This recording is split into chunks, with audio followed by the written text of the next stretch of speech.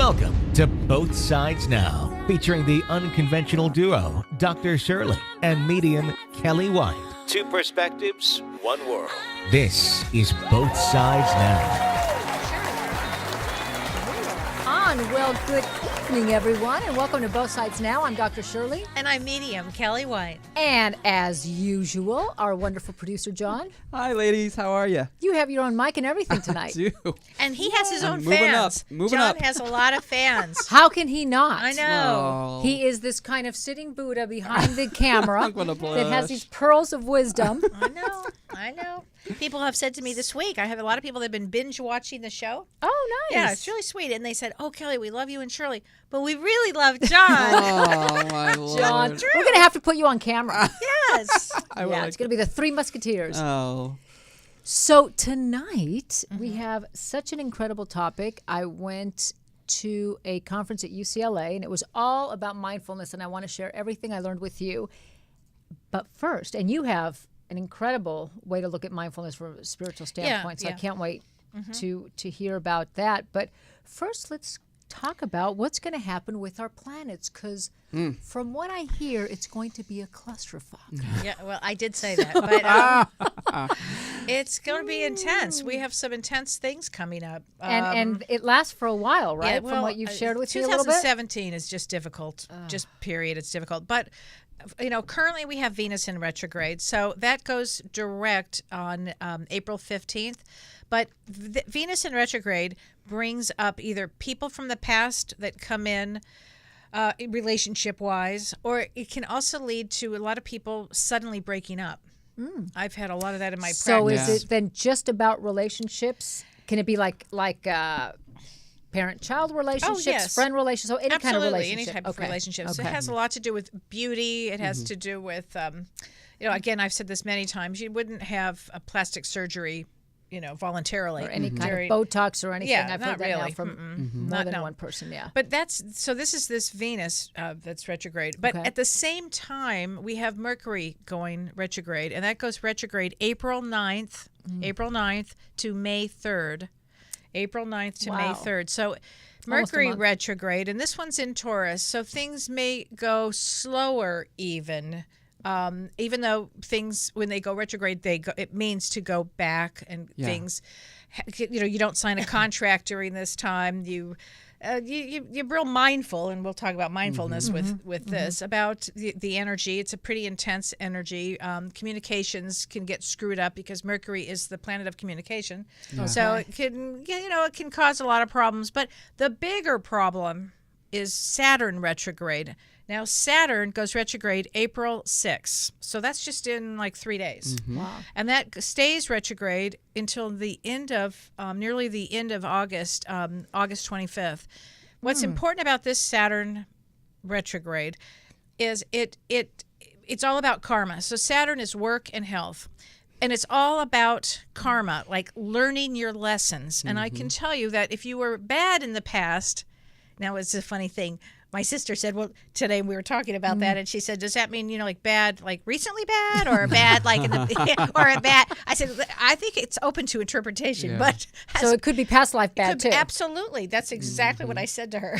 Oh, okay. Carol, if you're listening. So definitely it could bring any of that. But so if you were bad or had, a lot of challenges. Anyway, it would teach you a lesson at a certain time during this period. And if you were good in the past, it may reward you. So it's very interesting, and it can bring us. It's one of these wild times. It could bring you to great despair, or to euphoric highs. Huh. Doesn't that sound like bipolar 1? Yeah, it sure does. It does. So a lot of people have experienced this energy as depressed, and we're just headed into the energy now. So it's something to be mindful of. It's really challenging, and at the same time, we still have Jupiter retrograde until June 8th. So that means that a lot of plans may take longer. Plans would take longer. New ideas take longer. It's just kind of in a very intense time. Yeah. Yeah. So that's what, 4 planets? Yeah. At the same time. Same time. In retrograde, Yeah. all having a different kind of energy to them. Right. But the big one, like I said, we're all used to, you've heard us talk about Mercury retrograde. Yeah. I mean, that's kind of a common one at this point. All right, Yeah. so you don't buy that new car, you know, don't sign a contract, all that. And what is But- it about contracts before we move on from that Well, one? there could be a mistake made easily. And In just contracts. because people aren't thinking all that clearly. Okay. You know, and things break, computers break, you know, cars break down, things break down. But the Saturn retrograde is the big one because that has to do with karma and change. A lot of karma will be played out in the next 2, 3, 4 months. Now, I mean, everybody's It's good for done, our business. It keeps us busy. But Well, but everybody's done like a bad thing, right? If we want just course. for lack of a better word. So doesn't that kind of fit to everyone? And most people, unless of course you're a Sure. sociopath, have done good things. And so how does that kind of play out as far as well, you may see things that, wonder, like, that expression, why do good things happen to bad people, or things happen to good people? Yeah. Things were just going to happen during this period. People could die during this period easily. Now, again, of course, in any period of time, you're going to have that. Yeah. The nature of this is in a lot of intensity. And I think the feelings are going to be, people might be sad, they might be grieving, they might be very depressed, and not really understand why. Well, the interesting thing too is that it's all happening at once. It's so all happening so at as soon once. as It's cataclysmic. Venus goes direct from retrograde, going direct, you got Mercury going retrograde. Right. So so a lot of times with Venus, you have all these communication issues between your partner and your relationships, and now you're going to go into a Mercury, which is like, but that also could bring in other people into your past, from your past into your life and your present. That's what Mercury retrograde does. Mercury it's a does that re. too. So it reunites, Right. it review, think of anything with the word re. That's Mercury. does it also, I mean, I would think that it would also kind of maybe make people see, bring to the light what was maybe Yeah, in of the course, dark. of course. Oh, so yeah. that And could be a remember, good thing for of people who are course. involved with someone who may not be the best thing absolutely. for them, right? Remember, we're Right. all, souls here having this human expression. Yes. And so, of course, we've all come to experience all kinds of things. And so this is a period that we'll be experiencing a lot of things. And also, Mercury retrograde is good for writing. It's Yeah. great for writing. So Reflecting, right? reflecting, Yeah. writing. If Anything you're out with there going to be RE. writing a book, write. Yeah. Yeah. Yeah, no, it is interesting. I think a lot of it's going to play out in politics too. Oh, Big for time. sure, for sure. Big time. Yeah. Yeah. Wow. Yeah. Wow. So just be, a little prediction there. So we'll keep that in mind. It was set tonight by John. There you go. So, well, the interesting thing is, so I guess it's not a coincidence since Yeah. none of us believe in coincidences, right? That we decided to talk about mindfulness tonight because I think the most important thing to be is mindful when there's big shifts or when things happen. Right. It's important to be mindful all the time, but particularly now with what you're talking about with this energy kind of shifting. And did you know, Shirley, that the practice of mindfulness actually dates back 2,500 years? Really? Yes, I to did not early know that. Buddhism. Well, I knew that it was more like of a Buddhist practice and an older practice, but I didn't realize it was that. 2,500 years. Wow. They knew it then. They knew it then. The problem is that, the Western world needs proof and it needs evidence. And mindfulness actually has a lot of evidence behind it now. It does. Oh, yeah. Yeah. And we can't just go with what intuitively feels right. I mean, I think being mindful, and we'll get more into the details of exactly what that means, it just kind of intuitively, it feels like something that we should be doing, but the Western world needs proof of everything, it needs evidence. And of course, almost every person that spoke, other than Deepak Chopra, who spoke at this UCLA, conference, was citing all the research behind mindfulness, And so, okay, if that's what you need, Right. Well, but whatever. it was at UCLA, so they must have needed it. UCLA, yeah. Was a conference put on every year, and this year it happened to be, a couple of years ago, it was on the neurobiology of play and how play is so important to keep our brains young. And play for adults is, of course, can look different than play for kids, but nonetheless. Right. So yeah, it was really fascinating. It's and it's such a simple concept, but it's a daily practice. I mean, I have to practice it daily, and not just daily like once a day, but remind myself throughout. For example, as I'm talking to you guys now, I'm thinking mindfulness. Okay, what am I mindful of? Oh, I'm mindful of how my butt feels in the chair, where my feet are put, how the earphones feel, what I'm feeling as I'm sitting here with you guys, and that's part of it, to just notice. Okay. Just notice what is in this moment without judgment, which is one of the most important parts about it. Right. Without criticism. We have, and you're telling a left brain this. Or there was a beautiful woman, Dr. Shauna Shapiro. If you can bring her up, she what I'm going to talk about now, I got from her lecture, and she wrote a book, and she was just such a beautiful spirit. You would have loved her. She really reminded me of you. She had that long kind of blonde hair, and we have 12,000 to 50,000 thoughts a day. Wow. Yeah, and 95% of them are the same thing. 95%. Or like the same type of thought. If it's a worry thought, or Wow. yeah, isn't that funny? Yeah. So mindfulness is just gathering our attention to the present moment, and it's not just about attending to the present moment, but also what our intention is. Okay. And our attitude about it. So the intention is to be in the here and now, so we don't miss the moments of the here and now, but also the attention. What kind of attention are we going to place? So if I'm having a negative thought, or if I'm having a judgmental thought, or if I'm noticing anger, or sadness, to not be judgmental of that or critical of that, and to kind of, this is the way that she described it. I thought it was so beautiful. As we tune in to the present moment, it's, imagine like having loving arms that hold everything with kindness. Oh, that's lovely. Isn't it? So we hold Very our relaxing. anger with kindness that we may be feeling in the present moment, or we hold our sadness with kindness. The other emotions like happy, excited, and stuff are kind of easier to feel. So we hold our judgment. If I notice that I'm judging myself in this moment, I can just notice that and then hold that judgment with loving, kind arms. I mean, isn't that beautiful? I love that. Yeah. Love it. Yeah. Okay. So why don't you share a little bit about, so I'm not just kind of downloading. No, was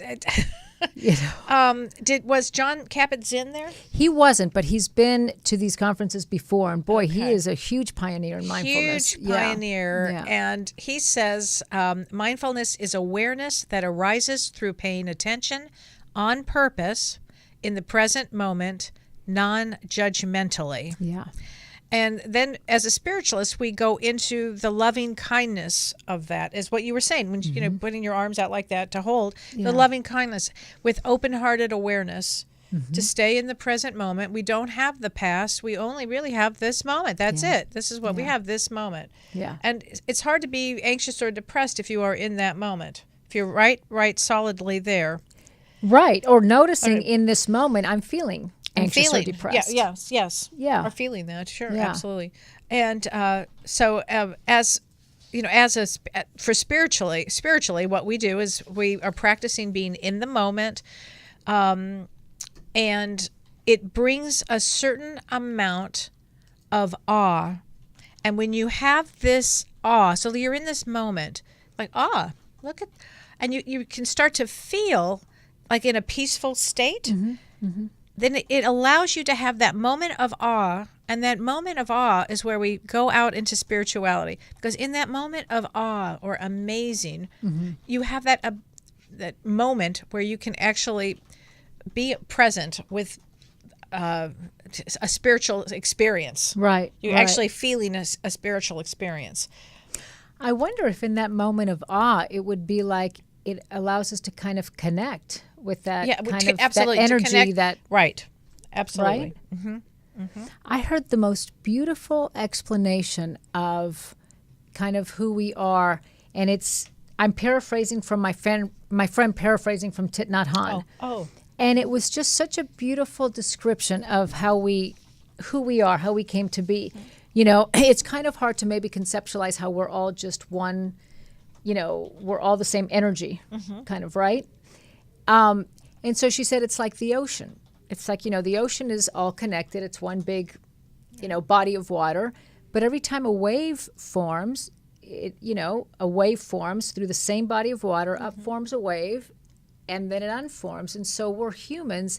It's like through that same kind of energy, informs a living being, and it could be a plant or an animal or a human, and then once we pass on, we lose that, like the wave loses its shape, and we go back to being that energy, part of that whole energy thing. I love that.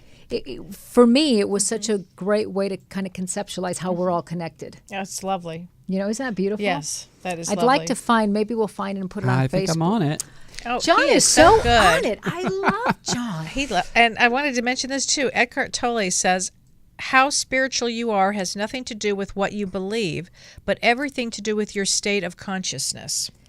Wow. And the state of consciousness is really developed when you're being mindful in that moment, in that present moment. You can start to feel that awareness that comes out.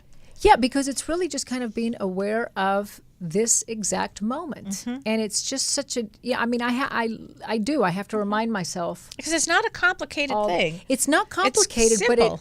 but it requires kind of retraining of your brain. I have to remind myself all the time to, okay, what am I noticing in this moment? And if I'm noticing that I was thinking about what I'm going to do in an hour, then that's what I'm noticing in this moment. John Kabat-Zinn wrote a great book, Wherever You Go, There You Are. Which is so true, right? Because everyone thinks, well, if I just move there, if I just have this, and wherever you go, if you're a worrier, you're going to be a worrier in LA, you're going to be a worrier in Chicago, you're going to be, So yeah. It is, it's a simple concept, but it's so profound, and it does take training. It's so interesting because what Dr. Shapiro also talked about was, we all, what you practice grows stronger. So to notice if you're practicing judgment, criticism, frustration, that's what's going to grow stronger. Wow. And we all carry a sense of self-judgment and shame. And interestingly enough, from a neurobiological standpoint, when we're in shame or self-judgment, the learning centers of the brain shut down. That is so interesting. Isn't it? And you know what opens them up? Loving kindness. Loving kindness. There kindness. you go. Yeah.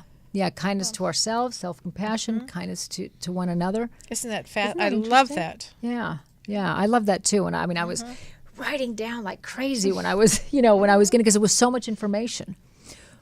John, what was that? Oh, I was just letting you know we have some calls when you guys are ready for them. Oh, how exciting. And I was going to read the quote earlier just because you were asking me to pull it earlier. So from, how do you say his name? Thich Nhat Hanh? Thich Nhat Hanh. Okay. Took me a while. I had to practice it in my mind over and over again. Thich Nhat Hanh. Okay. The wave does not need to die to become water. She is already water. Oh, wow. Enlightenment for a wave is in the ocean is the moment the wave realizes that it is the water. Wow. Yeah. That is so profound, isn't it? Absolutely. And it's kind of blowing my left brain right now. It really is. See, us right brainer, we're already in the ocean. You're like, yeah, what up? It's like I get it, and I can put myself in it, Wow. Yeah. One last thing, Dr. Shapiro gave us these beautiful tools that we can use to help us with mindfulness, and I'll share those. We'll take a call first, but the last thing I want to say is they also said that what you do with your mind changes the molecules in your body. Talk about that.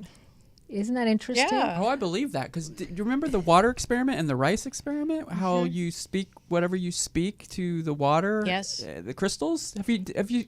And how, what is the name? There's a name Emoto, right? I forget his name. He passed away. Yeah. Did he? Yeah. Yeah, I want to say a couple years ago. ago. But go ahead and expand on that. But that's what it brought up to me. Yeah, it shows how, if we're angry and we speak, in anger tone, it changes the molecules of the water, right? Yes. Well, in this case, what they're saying, I think Deepak Chopra might have said this, that it changes the molecules in your body. And so if you think about that, if we have loving kindness, and it doesn't mean that we feel happy and loving and kindness all the time. It's just becoming aware of where we're at in that moment and then coming back to it. Right. So even if you are angry or whatever's going on, put yourself in the present moment. Is that what you're saying? Yeah, and noticing the anger. And anger is a very healthy emotion. It's life force, So noticing the anger, and Thich Nhat Hanh says it in a beautiful way. Also, he says to talk to ourselves and say, the emotion of anger is running through me right now. So it kind of puts you once removed. You aren't anger, it's an emotion that you happen to be feeling in the moment. So it kind of pulls you. Wow, I like that. Or the emotion of sadness is running through me right now. So it's not about just feeling loving, kindness, and happy. It's noticing what you're noticing in that moment. And then it'll help because maybe in the next moment you notice, oh, that anger emotion isn't that strong. How interesting. Right. And then, and then as we move forward and how feelings are fluid, right? So they're constantly changing. So, Exactly. People are so hesitant to allow themselves to feel an emotion or to, go into that emotion because you feel like you're going to make it bigger. Yeah. And actually it decreases, it dissipates if we can go in and go, wow, I'm noticing anger right now. Wow. Yeah. Wow. Yeah. And his name is Masaru, Masaru Emoto, Emoto. That's who we were speaking of earlier with, who did the molecular structure of water. That's a great book. Yeah. So I wonder, I think Louise Hay talked a lot about this. I wonder if that's sometimes where diseases come in. How interesting. If what we do in our mind changes the molecular structure of our body. Oh, yeah. Yes. Well, especially if you've been, beaten down. Yeah. And all you heard was rage and anger and negativity. I would think it would go right into that cellular system because it just would.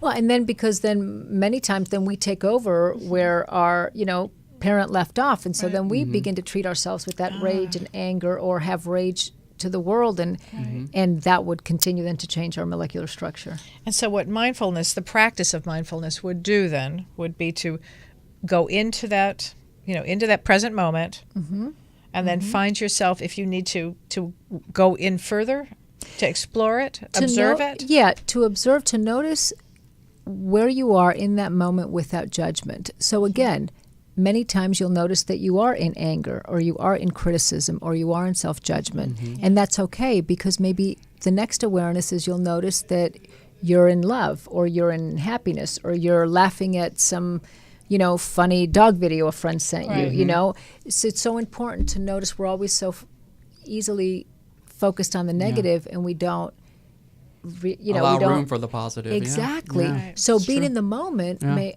allow us to be aware of a negative moment, for lack of a better way to say it, but it will also allow us to be aware of a positive moment, And there was a gentleman there who lectured and said that in a relationship, because of the negative bias of our brain, for every 5 negative experiences that we have with our loved one,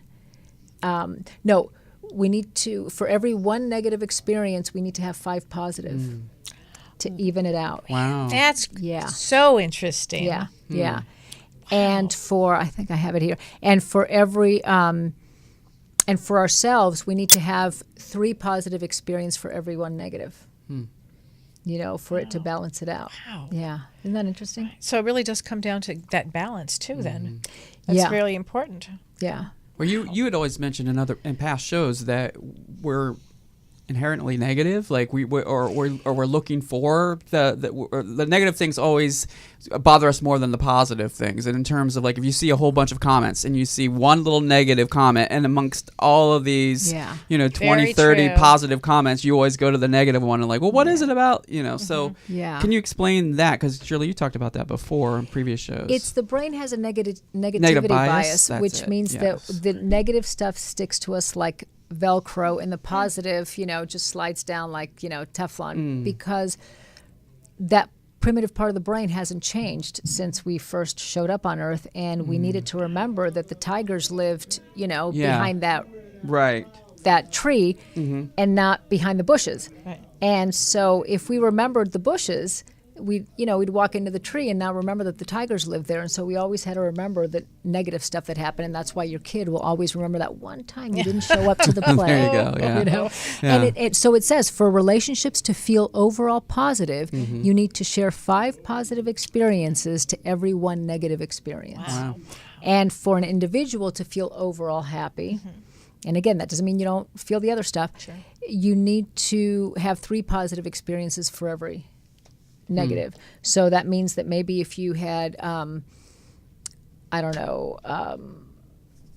you didn't pass a test or something like that, to go and have 3 fun things that you do, and it'll even out the disappointment of maybe not passing the test as an example. Yeah. Yeah. Okay. Yeah, isn't that interesting? Very. Yeah. Thank you. Thanks for sharing that. You're welcome. Wow. Yeah. Should we take You ready for a call? Yeah. And while you're getting the call, Maya Angelou said something that Dr. Sherry Geller, one of the other speakers, said, people may forget what you said or did, but they'll never forget how you made them feel. It's I so love true. that. Isn't that true? Yeah. It's so true. Yeah. A while back when we were, I don't know if it was a subject of mindfulness or we were doing a show on healing in dis-ease, because dis-ease is dis-ease in the body. Right. I had a message that was channeled through my higher self, and I think I shared it before, and I would just pull it up again. It says, I am a human being, so B-hyphen-ing, being, so being in the moment, like a human being, right? Yeah. Conscious in this moment. My past is in the past, so therefore it cannot affect me in the present moment. I'm already whole and complete. I have the choice of being limited or limitless.